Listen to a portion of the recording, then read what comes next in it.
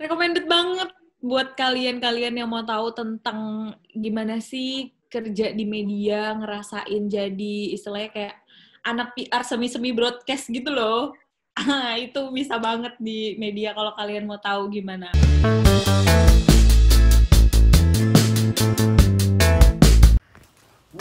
Selamat datang di Masirio YouTube channel. Tapi sebelumnya aku mengucapkan selamat pagi, selamat siang, selamat sore, dan selamat malam. Itu semua tergantung kamu nontonnya di jam berapa.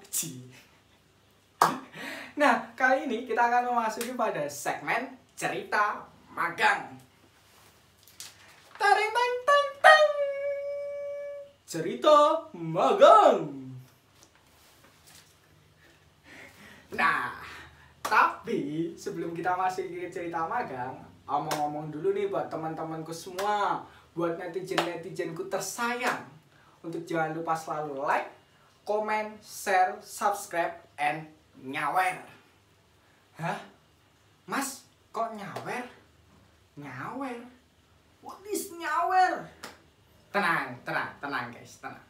Jadi, di Masirio YouTube channel ini, kamu bisa nyawer sepuasnya.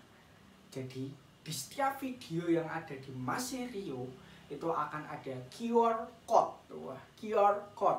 Kalau salah spellingnya mohon dikoreksi. Lidah Jawa susah kalau ngomong Jawa, ya. Intinya adalah itu loh, QR code yang bisa di scan dulu kamera. Nah, pokoknya itu. Nah, nanti ada QR code tuh dari Gojek, yaitu lewat GoPay, dan dari OVO. Jadi teman-teman nanti di situ bisa donasi, bisa nyawer, cukup dengan men-scan QR code-nya itu. Teman-teman bisa donasi 1.000, 2.000, 3.000, 4.000, 5.000, atau 1 juta dolar Zimbabwe. Nah, seluruh keuntungan, seluruh pemasukan dari teman-teman yang nanti disumbangkan, didonasikan, atau disawer lewat QR code itu, semuanya 100% akan kita donasikan kepada diri saya. Tapi tenang. Saweran ini tidak bersifat wajib. Jadi teman-teman yang ingin berbagi saja yang boleh menyawer, ya kan? Jangan menganggap terus saweran ini beban. Jangan menganggap terus teman-teman, wah di tempatnya Masirio harus nyawer, jadi aku nggak bisa nonton videonya. Enggak. Saweran ini jadikan ya hiburan semata. Ketika teman-teman sudah terlalu banyak uang, mau kaya tapi malu, nah bagikan kepada saya. Bagikan. Jangan malu-malu. Pokoknya saweran ini bersifat berbagi, ya. Jangan terus teman-teman gara-gara saweran ini menjadi beban, oke? Karena ingat, diri Anda sudah banyak beban. Nah, di cerita magang episode pertama dan part pertama, kita akan bercerita dan akan ngobrol-ngobrol asik dengan Pinasti Mahardika. Pinasti ini dulunya itu adalah mahasiswi dari Universitas Muhammadiyah Yogyakarta, program studi ilmu komunikasi. Pinasti Mahardika. Masih ada 2 kata lagi di belakangnya. Tak ingat. Pinasti Mahardika nggak terlalu penting buat kita semua. Yang penting Pinasti Mahardika, oke? Nah, Pinasti Mahardika ini biasanya dipanggil sebutan Pines. Jadi teman-temannya memanggil Pines. Pines. Nah, tapi ingat, Pines ini bukan paku, apalagi paku payung. Cukup Pines saja, oke? Nah, Pines ini semasa hidupnya dia sempat magang di GTV, dan dia itu dalam satu waktu nggak cuma magang di GTV, katanya juga di iNews, MNC, sama RCTI. Nah, dia juga magang di berbagai kegiatan yang ada di dalam 4 stasiun televisi itu. Nah, teman-teman penasaran nggak? Netizen-netizenku tercinta, penasaran nggak sama kisahnya? Bagaimana prosesnya dia magang? Dan nggak perlu berlama-lama lagi, aku bakal langsung nyambungin dengan Pines bukan paku, apalagi Paku Payung. Mari kita ikuti. Ya, kita Waduh. sudah bergabung bersama Pines bukan Paku. Oh iya benar. Halo, Benar. selamat datang Pines. Halo Rio. Terima sudah bergabung menemani saya dan teman-teman di channel YouTube Masih Rio. Oke, halo teman-teman YouTube Masih Rio. Jadi gini nih, kali ini kita kan Apa masuk tuh? ke kisah cerita magang. Jadi hashtag Oke, cerita baik. magang. Nah, kayak gitu. Mm-mm. Jujur aku penasaran sih gimana sih rasanya magang di GTV. Apalagi kan sempat kamu ceritain bahwa magang di GTV itu magangnya nggak cuma di GTV, tapi magangnya jadi di iNews sama di RCTI juga. Wah, Iya benar. keren banget. Nah, coba dong ceritain dong gimana sih rasanya kemarin magang di GTV. Oke. Magang di GTV. Jadi tuh sebenarnya aku tuh adalah di bawah payungnya PT Global Informasi Bermutu. Itu nama PT-nya GTV.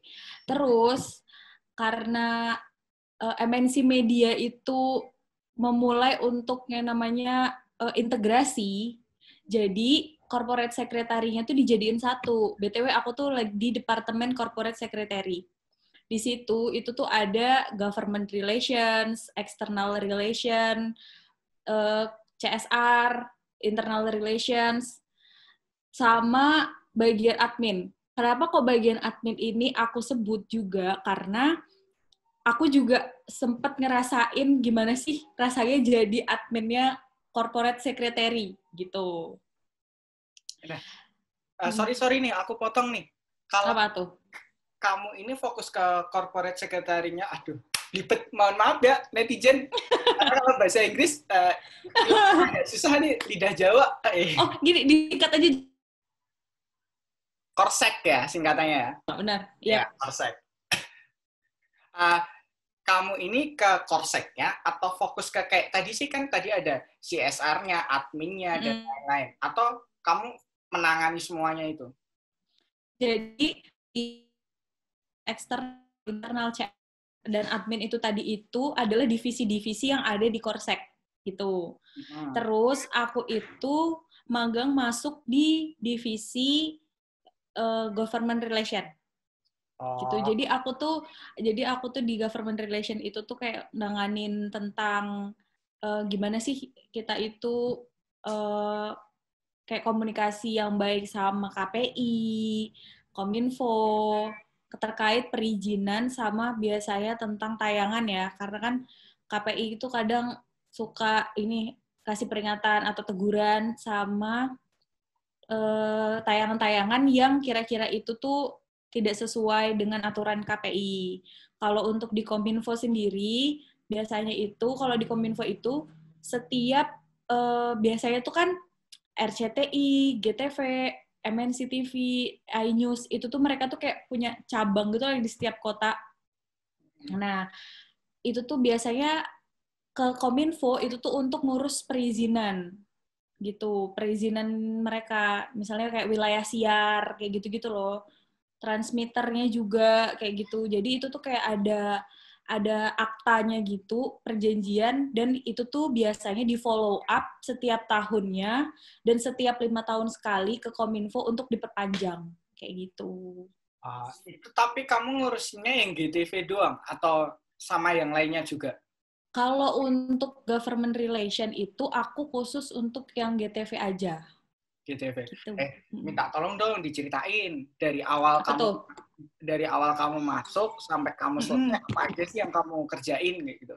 Biar teman-teman juga runtut nih dengarinya. Jadi kebayang nih, oh kalau aku pengen magang di GTV berarti hari pertama aku bakal ngapain nih kayak gitu.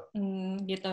Oke, jadi pertama aku ceritain dulu kali ya kalau misalnya aku tuh punya istilahnya karena aku masuknya tuh mohon maaf Bu. Apa tuh? Diulangin waktu tadi ngomong jaringannya jelek.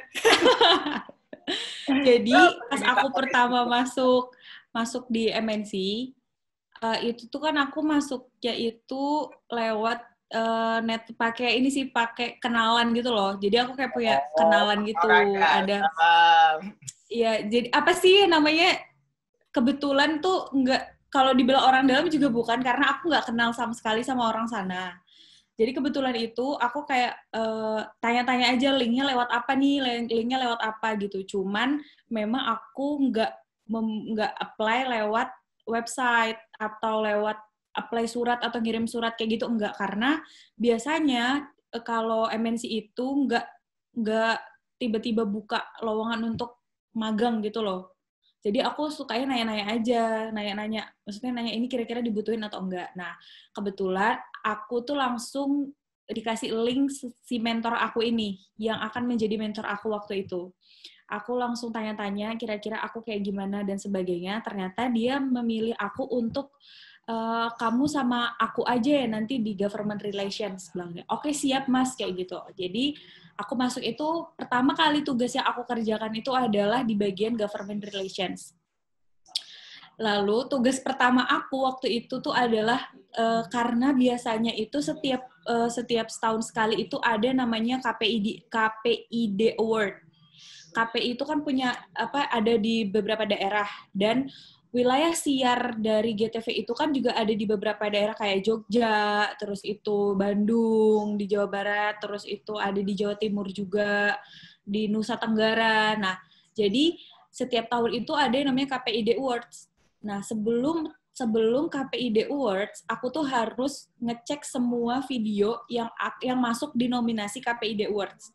Apakah itu videonya udah layak tayang atau masih ada yang rusak atau nggak kedengeran suaranya. Jadi aku harus fix itu videonya bener-bener layak untuk diperdengarkan kayak gitu dan ditonton sebelum aku kirim. Nah, kalau misalnya udah, baru aku kirimin. Jadi aku juga cari alamat KPID-nya, terus itu aku juga kayak nyiapin bener-bener berkas yang harus dikirim ke KPID gitu.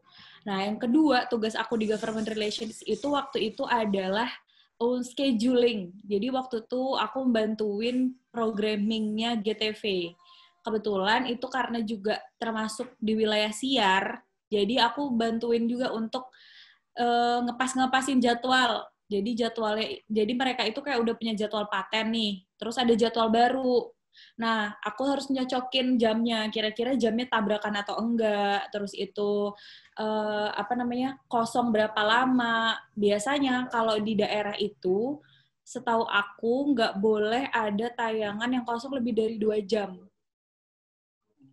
Gitu.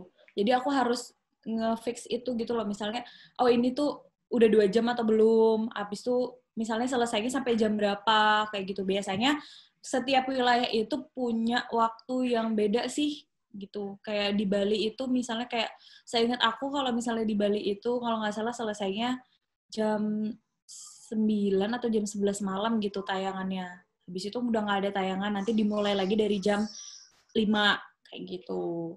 Jadi aku harus menyesuaikan sama jadwal lama dan sama jadwal baru biar nggak bentrok gitu. Itu sih tugas aku yang di government. Kalau di yang lainnya, nah mentor aku itu kebetulan baik banget dan aku tuh kayak makasih banget lah sama mentor aku itu karena dia tuh sangat membebaskan aku untuk biasanya ini kalau anak magang itu ya terpatok sama satu tugas dan di situ aja gitu. Nah mentor aku tuh enggak. Silahkan kalau kamu mau explore di divisi lain, tapi kamu tetap di bawah naungan aku. Jadi kalau misalnya aku mau ikut media handling nih sama media relation, aku bilang dulu sama mentorku, Mas aku mau izin ya untuk ikut media handling sama anak media relation.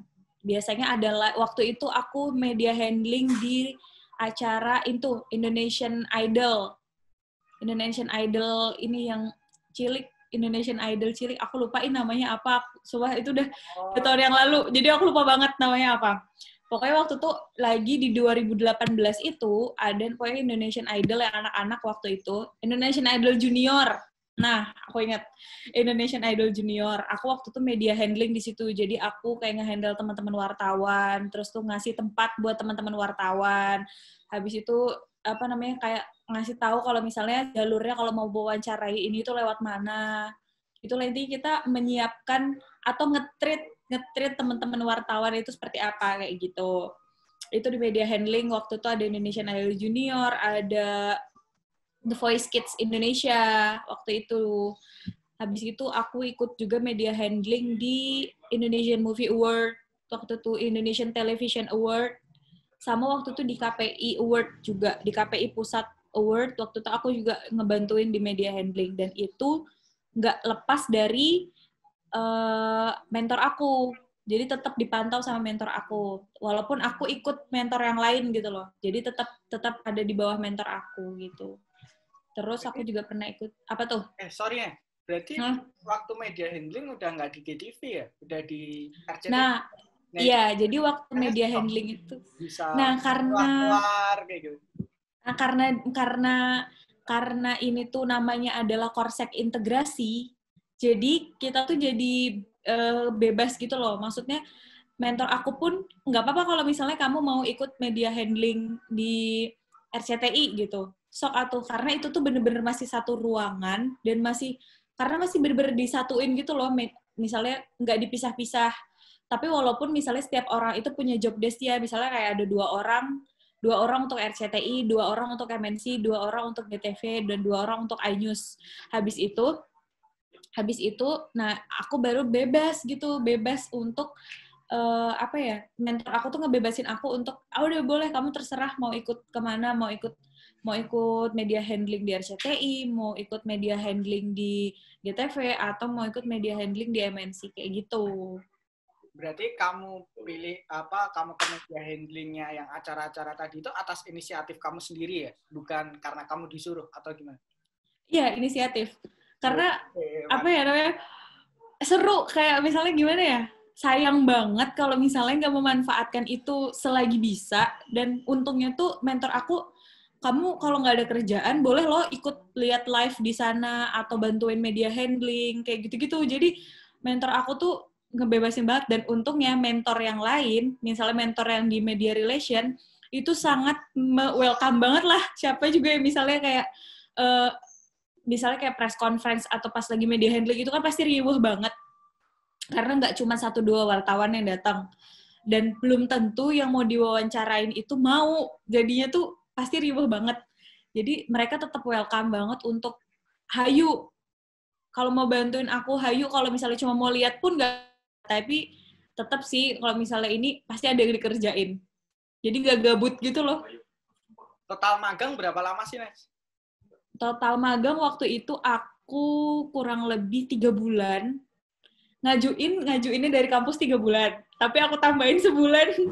Oh, jadi total 4 bulan. Jadi totalnya 4 bulan, 3 bulan yang resmi, sebulan yang nggak resmi. Tapi tetap sih hitungannya 4 bulan. Karena terlalu asik terus nambah apa? Iya. Ya, sana yang minta kamu nambah nih. Karena terlalu asik, jadi aku menambah. Nes, balik lagi ke konteks kerjaan magang, dong. Selain apa tuh? Korsek, terus kayak tadi ngurusin yang masalah sensor-sensoran, government relation dengan KPI, terus media handling, apalagi sih yang kamu kerjain selama di sana? Waktu itu juga ikut jadi administration-nya di CSR. Nah, jadi kalau misalnya CSR itu kan udah ada yang, karena biasa kalau misalnya teman-teman tahu, MNC itu punya CSR namanya MNC Peduli. Jadi setiap 3 bulan sekali, kalau nggak salah, itu selalu ada donor darah. Nah, setiap 3 bulan sekali itu ada namanya donor darah. Nah, jadi setiap itu, bentar lu. Apa-apa? Iya deh, aku mau. Berapa? Wah, sembarang. Mau sempol, adek aku mau beli sempol. Oh ya Allah, aku di motor ada sempol. Belum keturunin. Enggak, maaf ya. Iya, lanjut. Ini tanpa cut ya, guys. Jadi natural sekali. Natural. Jadi habis itu di CSR pun aku jadi administration itu, aku tuh bantuin ngedata gitu loh, ngedata kayak bener-bener ngedata yang itu tuh, misalnya kayak aku menyesuaikan datanya, kayak bantuin orang tuh alurnya lewat mana, terus itu setelah mereka donor darah itu biasanya dapat apa, biasanya itu kan ada disediain bingkisan dari PMI. Nah, MNC Peduli Donor Darah itu kerja sama PMI juga, jadi aku biasanya ngebantuin itu, ngemastikan orang itu tuh mereka tuh bisa nggak melakukan donor darah, dan setelahnya itu dapat apa. Terus, dan aku tuh biasanya, misalnya nih, kuotanya mereka tuh ada 300. Nah, aku harus ngemastiin benar-benar 300 orang itu siapa aja, dan itu aku harus ada tanda tangan absen kayak gitu-gitu loh. Nah, aku ngebantuin di situ sih kalau CSR. Jadi nggak terjun langsung atau nggak ikut di bagian dari CSR gitu, enggak. Tapi cuman ke hal-hal administratif aja sih yang aku bantuin di CSR kayak gitu. Terus ada lagi kan, Nes? Ada yang paling banget aku seneng karena di sini bener-bener ini nih ilmu baru banget buat aku, ilmu yang bener-bener kayak aku baru dapetin ini gitu loh istilahnya. Namanya ini aku kenapa kok tadi di awal aku bilang divisi admin atau admin, biasanya kita sih bilangnya sekretaris gitu tuh, kenapa kok harus disebut, karena waktu itu tuh kebetulan posisi admin di GTV itu lagi kosong. Nah, karena belum ada penggantinya, jadi aku juga melakukan backup untuk jadi admin di situ. Yang aku pelajari itu adalah sistem di GTV itu kan pakai yang namanya Oracle e-business untuk kayak masukin purchase request, terus tuh purchase order sama receipt request. Nah, itu tuh biasanya dipakai untuk misalnya nih ada ulang tahun MNC Picture. Nanti kita ngajuin misalnya pembelian bunga papan, misalnya pembelian bunga papan untuk ulang tahun MNC Picture. Nah, itu tuh kayak mengajukan order kayak gitu-gitu juga pakai namanya aplikasi Oracle e-business kayak gitu. Jadi tuh kayak apa ya? Sejenis mungkin untuk pengelolaan keuangan bagian purchasing kali ya, gitu. Jadi tugasnya admin tuh kayak gitu juga, kalau di sana bikin order atau bikin purchase order kayak gitu, bikin purchase request, terus bikin receipt request kayak gitu-gitu. Jadi bener-bener itu tuh hal baru banget buat aku, dan menurut aku itu nggak gampang karena aku belajar itu kalau nggak salah 3 hari aku belajar itu untuk gimana caranya untuk mencari, karena setiap orang-orang purchasing itu punya masing-masing apa yang mereka handle. Misalnya bagian meals itu tuh siapa yang ngebayar nanti. Jadi kita harus di Oracle itu kita harus nyesuaiin banget gitu loh. Apa ya? Ini tuh request-nya harus aku buat ke siapa, orang purchasing siapa. Terus misalnya kayak pembelian bunga papan, itu juga harus aku sesuaikan ke orang purchasing siapa. Gitu-gitu. Atau juga untuk biasanya yang keluar kota, karyawan yang lain yang ada keluar kota, itu kan biasanya mengajukan SPD ya. Itu SPD, juga beda. SPD apa ya? Sarjana Pendidikan Surat perjalanan dinas itu loh. Biaya untuk perjalanan dinas itu kan biasanya diajuin juga. Nah, itu tuh harus dibayarkan ke orang purchasing siapa, gitu-gitu. Jadi harus disesuaikan banget. Aku waktu tuh awal-awal itu belum kayak asing, bener-bener asing banget, dan belum paham apa ini Oracle e-business kayak gitu. Ini buat apa ya gitu. Dan sampai mentor aku aja tuh bilang, kalau kamu benar-benar memperdalamin soal Oracle e-business ini, kamu bakal pusing kayak gitu. Tapi seru sih buat aku, karena itu benar-benar hal baru yang aku bisa, oh ternyata gini ya. Oh ternyata keuangan perusahaan itu dikelolanya pakai ini. Atau oh ternyata kalau misalnya mau uang itu tuh nggak berputar sendiri tanpa sistem. Jadi benar-benar dikontrol by sistem gitu sih. Kalau yang aku paham. Tapi emang kedengarannya itu susah. Sisir kok biasa soalnya. Pakai sisir. Tapi emang kedengarannya itu susah banget. Ini ya, kalau ntar kamu udah lihat rekamannya ya, mungkin kalau udah tayang di YouTube bisa ngelihat komentar netizen. Masnya ini kayak nggak tahu apa-apa, mukanya kopong banget. Karena benar-benar waktu aku ngomong tuh kayak, aku cuma bisa diem aja gitu loh, Nes. Oh, gitu ya. Apalagi kan kamu pakai istilah-istilah dalam bahasa Inggris ya kan? Diem nggak? Untuk mentranslate itu. Aduh. Ya gitulah pokoknya. Tapi kalau kamu paling suka di bagian apa, Nes? Di bagian admin. Jujur banget aku paling suka di bagian admin. Karena aku bener-bener ngerasa itu tuh yang aku yang tadinya nggak pernah tahu apa yang namanya apa ya, kalau Oracle e-business itu dibilangin mungkin kayak software kali ya, software pengelola, ya ini pengelola keuangan apa ya gitu loh pokoknya. Aku soalnya nggak pernah memperdalam tentang apa sih Oracle e-business itu. Yang aku tahu langsung aku dihadapkan dengan ini cara masukin ini begini, ini cara request ini begini, ini langsung bener-bener ini tanpa aku dijelasin dulu Oracle e-business itu bla bla bla bla bla ini gitu, enggak sih. Jadi aku bener-bener kayak ini hal baru banget buat aku dan seru menurut aku. Berarti ini ya, kayak kamu tuh di sana harus multi talenta ya kan? Multitasking sih sebenarnya, harus multitasking. Berarti nggak bisa dikatakan bahwa kamu hanya bagian dari humas ya? Tapi kamu juga Sebenarnya ya nggak dikatakan juga bagian dari humas, tapi juga dari admin kayak gitu sih. wow, keren. Aku mau tanya dong, Apa terus tuh? ya, kalau bagi teman-teman yang pengen magang di sana, skill apa sih yang menurutmu harus ada di sana? Mungkin kan kamu udah ngejalanin di sana 4 bulan, kamu tahu nih skill apa yang selama ini harus ada di sana biar kalau magang di sana tuh nggak kopong lah dan nggak gabut, tapi terus bisa kerja enak dengan para karyawan-karyawan juga di sana.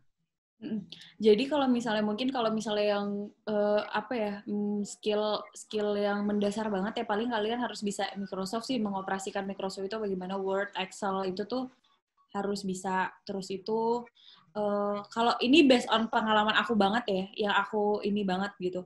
Aku nggak begitu bisa ngedit, maksudnya kayak pakai aplikasi Adobe Illustration, Adobe Photoshop kayak gitu-gitu tuh enggak, karena menurut aku tergantung itu tuh kegunaannya di divisi apa gitu.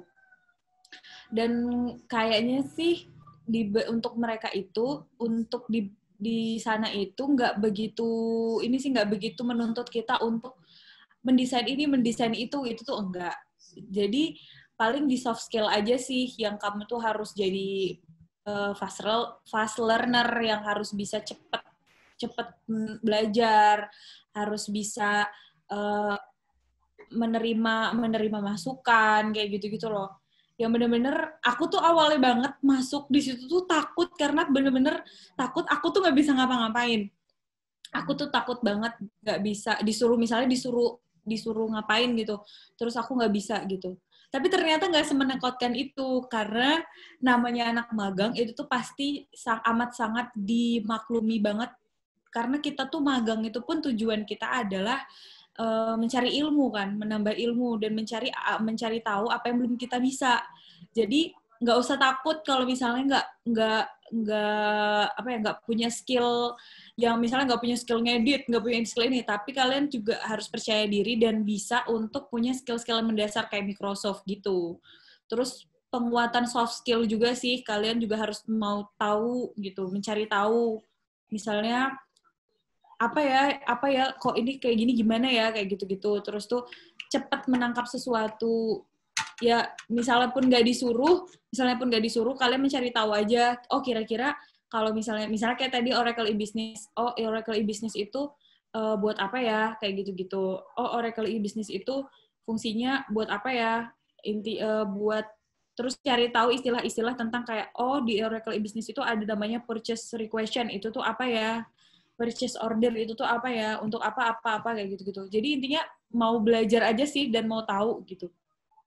Berarti kalau kamu kayak tadi ngomongin bahwa di sana anak magang dimaklumin banget, berarti lingkungan karyawan di sana juga asik ya sama anak magang? Maksudnya tidak ada perbedaan antara senior dengan anak magang gitu?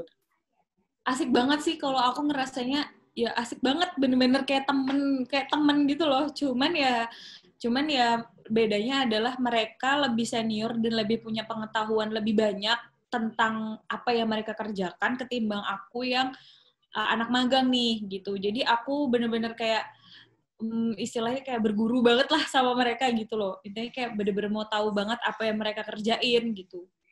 Nah, Nes, kamu kan bilang kayak di sana itu asik dan kamu bisa mengikuti irama magang di sana, alur magangnya di sana. Mungkin bagi teman-teman, orang ada yang memaklumi, wah Pines bisa magang di sana karena memang kampusnya besar, secara mudah mendunia kan.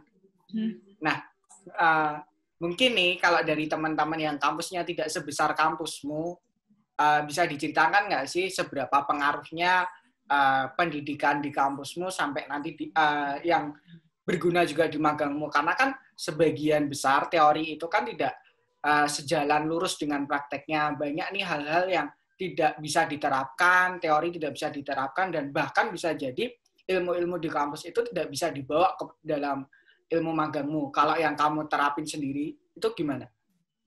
Kalau aku sih bener-bener yang, apa ya, kalau kamu tadi bilang ya teori itu berbanding apa tadi yuk? Berbanding Tidak sejalan lurus. lurus dengan praktek. Tidak berjalan lurus dengan praktek itu aku sangat bilang iya banget gitu loh. Nah, mungkin kalau misalnya yang bisa aku terapkan ya, aku bisa terapkan di sana dari yang ada di kampus itu malah bukan di divisi aku, tapi malah di divisi media relation yang biasa itu ada ini juga biasa aku ngecekin press release untuk teman-teman wartawan kayak gitu-gitu tuh itu tuh skill press release yang skill untuk penulisan jurnalistik itu tuh bener-bener dipakai banget karena dia bener-bener coba karena bener-bener kayak istilahnya apa ya kayak ditantangin gitu lah sama mentornya kayak coba kamu bisa nggak apa ini ada gimana menurut kamu kayak gitu-gitu loh digituin gitu kurang apa kayak gitu-gitu karena mungkin aku nggak begitu bukan di bawah naungan media relations, jadi aku nggak begitu dituntut untuk itu. Tapi yang aku tahu teman-teman aku yang ada di media relation waktu itu, mereka begitu. Maksudnya kayak tetap ngecekin press release, apa segala macam. Habis itu bener-bener yang namanya media handling. Jadi kita mencari tahu tentang berita, apa segala macam, tentang program-program kita, bikin apa ya, istilahnya bikin clipping tentang yang isinya memberitakan perusahaan kita, gitu-gitu sih. Kalau untuk yang di government relation sendiri, teori yang aku dapat di kampus itu tuh enggak beda sama yang apa aku praktekin pas magang gitu. Karena kalau di kampus itu kan luarnya aja ya, kita tuh government relation tuh apa sih gitu-gitu. Maksudnya membangun relasi dengan siapa sih di pemerintahan, apa segala macam gitu. Tapi beda banget sama apa yang ada di magang. Kalau di magang tuh bener-bener langsung praktek. Di government relation itu berarti kamu ada di sini, berarti kamu kerja sama KPI, kamu bekerja sama Kominfo, kayak gitu-gitu. Terus ada juga kerja sama LSF namanya, Lembaga Sensor Film, gitu. Jadi bisa dikatakan bahwa ilmu-ilmumu di kampus itu tidak 100% mendukung kinerjamu selama magang ya. Berarti kayak betul sekali. Yang kampusnya tidak mudah mendunia, jangan berkecil hati ya, tetap masih bisa kan. Benar. Jangan berkecil hati. Nah, sama satu lagi. Waktu itu pernah nih ada salah satu ada waktu itu surat dari salah satu kampus swasta yang ada di Jakarta. Tiba-tiba tuh mentorku dapat surat. Pas mentor aku buka, mentor aku tuh langsung bilang, kayak gini nih yang nggak aku suka, kayak gitu. Waduh, kenapa nih gitu kan? Maksudnya mentor aku tuh di situ menjelaskan kayak kadang orang-orang yang dari daerah kita tuh lebih tertarik gitu loh sama kalian-kalian yang dari daerah karena menurut kita orang-orang yang dari daerah itu lebih apa tuh namanya lebih tahu unggah-ungguh lah istilahnya kalau bahasa Inggrisnya unggah-ungguh gitu ya. Tahu unggah-ungguh gitu. Habis itu rasa pengen tahunya itu tinggi. Dan biasanya enggak berorientasi pada aku butuh nilai. Aku butuh syarat untuk lulus. Jadi aku harus magang kayak gitu. Enggak berorientasi ke situ tapi bener-bener kayak orang kerja gitu kalau kata mentor aku. Dan mereka tuh juga lebih tertarik yang mendaftarnya secara individu. Kalau mentor aku pribadi sih bilang gitu sih, maksudnya kayak aku kurang suka sama anak yang tiba-tiba daftar magang tuh gerudukan sama teman-temannya gitu loh. Saya 3, 5 kayak gitu-gitu. Itu mentor aku kurang suka. Kenapa sih emangnya harus berkelompok? kayak gitu. Jadi bener-bener sama mentor aku katanya aku kurang suka sama yang kayak begini gitu. Nes, kan sorry nih, balik lagi ke agak-agak awal. Dari tadi kamu ceritain bagaimana pengalamanmu magang di sana, kinerjamu di sana, kamu sukanya di bagian ini. Nah, ceritain dong dukanya selama magang 4 bulan di sana. Dukanya apa ya? Kok aku kayaknya jarang dapat dukanya ya di sana. Aduh. Oh iya, aku tahu dukanya apa. Tenang aja, itu mentormu nonton, tenang aja. Iya, aku takut ya.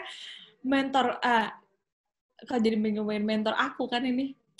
Dukanya itu sih kalau dari mentor aku sendiri nggak ada sih. Nggak ada, maksudnya kayak aku kayak nggak pernah dikasih teguran gimana-gimana sama mentor aku. Yang jelas mentor aku kalau dari segi pengajaran, mentor aku tuh baik banget dan menjelaskan secara rinci tugas-tugasnya. Dari orang-orang kantornya juga nggak ada. Nah, mungkin dari sekian banyak teman-teman yang mengharapkan magang itu tuh mereka berpikir akan dibayar gitu. Ya. Nah, aku nggak tahu sih ini aku bilang duka atau enggak, tapi pasti mungkin karena ngebayanginnya tuh bakal dibayar gitu ya. Karena pun ketika ada yang nanya, magang di mana? Aku bilang ini kan, magang di MNC gitu. Dibayar berapa? Gitu-gitu loh. Ada yang nanya gitu, dan itu tuh nggak 1-2 orang, tapi hampir setiap teman-temanku atau orang-orang yang nanya sama aku tuh nanya kira dibayar berapa gitu. Dapat apa aja di MNC, dapat makan siang nggak? Kayak gitu-gitu loh, istilahnya gitu loh. Nah, ini mungkin termasuk duka buat teman-teman yang mengharap magang itu bakal dibayar, ternyata di MNC itu enggak, gengs. Di MNC itu tidak dibayar. Dapat hiburan kan ya, nonton-nonton. Nah, itu dia. Gratis, nonton konser gratis. Ya kan? Nah, itu adalah, menurut aku itu hiburan paling bener-bener yang ini banget lah. Kapan lagi coba nonton, misalnya istilahnya kayak nonton konser, itu tuh acara TV, tapi tuh nggak bayar gitu loh. Ya kapan lagi ya, cuman di situ gitu kan. Kalau bisa kita nonton konser misalnya Sheila on Seven atau siapa ya, Rosa, Afgan, kayak gitu-gitu kan biasanya berbayar. Yeah. Ini kapan lagi yang aku tuh nggak bayar gitu. Itu sih dan paling dukanya ya itu. Lagi ya. Kenapa? Bisa di depan sendiri ya kan. Nah itu dia. Bisa ke belakang panggung ya kan. Mau minta foto juga nggak apa-apa, bebas gitu loh. Tapi Nes, kamu selama di sana tuh jam kerjanya gimana sih? Oh, kalau buat jam kerja itu jam kerja kantor biasanya dari jam 9 sampai jam 6 sore. Nah, tadi seperti yang aku bilang, mentor aku tuh sangat membebaskan aku. Dan biasanya kalau ada live, itu tuh kayak acara waktu itu ada The Voice Kids Indonesia, itu kan live-nya malam ya, pas waktu tuh final lagi, semifinal dan final waktu tuh. Itu live-nya malam. Nah, itu kan di luar jam kerja. Nah, jadi mentor aku tuh sangat membebaskan aku untuk kamu mau bantuin, mau lihat, mau bantuin atau enggak, atau kamu mau pulang aja gitu. Nah, terus aku tidak akan menyia-nyiakan kesempatan itu yang udah ditawarin, apalagi ditawarin dan aku nggak minta gitu loh. Ya. Oh iya, boleh Mas, aku mau banget gitu. Ya udah deh, akhirnya walaupun intinya kan kita cuma mengarahkan ya teman-teman wartawan, ini Mas nanti liputan, kalau mau liputan di sini ya gitu. Nanti kalau misalnya untuk konsumsi di sebelah sini, kalau wawancara artis sebelah sini ya Mas. Nanti kalau ada apa-apa hubungin saya gitu. Dan selama teman-teman wartawan itu tuh tidak membutuhkan kita, dan biasanya teman-teman wartawan tuh akan nanya sih, Mbak, aku butuh ini dong, Mbak, aku mau nanya ini gimana gitu. Selama teman-teman wartawan nggak, istilahnya kayak nggak membutuhkan kita, ya udah kita bebas aja gitu. Mau nonton sampai habis, mau gimana-gimana juga nggak apa-apa. Asal, ya itu selama kita dibutuhkan dan kerjaan kita udah beres, istilahnya, nggak apa-apa, silahkan gitu. Ya. Kalau dari mentor aku sangat membebaskan sih. Aku boleh ikut live apa segala macam. Jadi jam malam, aku pernah juga pulang untuk jam malam itu jam 2 pagi karena aku waktu itu lagi handling media gitu-gitu. Nes, mohon maaf nih, berhubung durasi Zoom gratis maksimal 45 menit, sedangkan betul. Di awal udah ngobrol-ngobrol. Pertanyaan terakhir untuk part pertama nih. Apa tuh? Recommended nggak sih magang di GTV ini? Recommended banget buat kalian-kalian yang mau tahu tentang gimana sih kerja di media, ngerasain jadi istilahnya kayak anak PR semi-semi broadcast gitu loh. Itu bisa banget di media kalau kalian mau tahu gimana. Oke. Sangat seru dan sangat rekomen. Berarti kesimpulannya sangat recommended banget buat teman-teman, ataupun netizen yang pengen masuk di TV, bisa langsung keponya ke Pines, bisa dihubungi ke Hanes. Ada Instagramnya Pinasti Ratri. Ya, nanti nggak muncul di tulisan ini ya, aku nggak bisa. Atau di description box. Oh iya, nanti gitu ada description. Apa aja, Nes? Bisa dijelaskan medsosnya? Pinasti Ratri aja di Instagram. Boleh banget. Di LinkedIn? Di LinkedIn, oh iya di LinkedIn juga boleh. Namanya Pinasti Mahardika. Itu ya. Jadi, terus ikutin perjalanan cerita magang karena kita masih bakal ngobrol lagi sama Pines di part 2. See you. See you. Nah, itu tadi adalah bincang-bincang santai kita semua dengan Pinasti Mahardika atau yang biasa kita sebut dengan Pines, bukan paku, apalagi paku payung. Nah, tapi jangan kemana-mana karena setelah ini kita akan bincang-bincang santai lagi melanjutkan dengan Pinasti Mahardika atau biasa kita sebut dengan Pines, bukan paku, apalagi paku payung. Karena buat teman-temanku semua, buat netizen-netizenku tersayang, jadi di cerita magang Mas Rio ini akan dibagi menjadi 2 part. Jadi part pertama, narasumber cerita magang akan bercerita bagaimana kesehariannya seputar magang. Mulai dari aktivitas sehari-harinya, pekerjaan sehari-harinya, skill apa saja yang dibutuhkan. Mulai dari soft skill, hard skill, sampai dia berjalan pakai skill kanan atau skill kiri.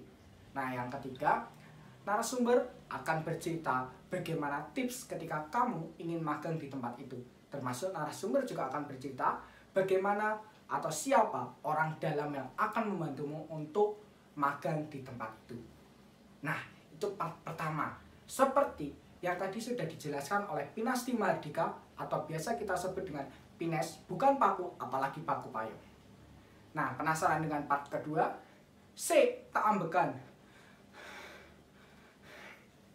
Part kedua itu adalah part Happy birthday to you, happy birthday to you, happy birthday, happy birthday, happy birthday to you, yeay. Tidak dong, tidak, kan bukan ulang tahun. Jadi di part kedua itu narasumber atau sobat kita itu akan bercerita bagaimana biaya kehidupan sehari-hari. Karena tidak bisa dipungkiri, ketika kita magang, kita juga butuh kehidupan.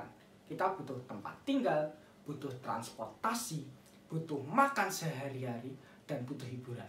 Karena tidak mungkin dong kita akan magang di sebuah perusahaan besar, kantornya tinggi, tapi kita tidur di emperan pertokoan.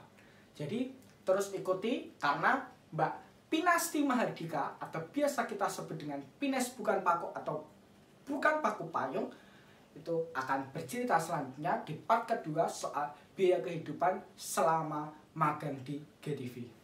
Oke, jangan kemana-mana.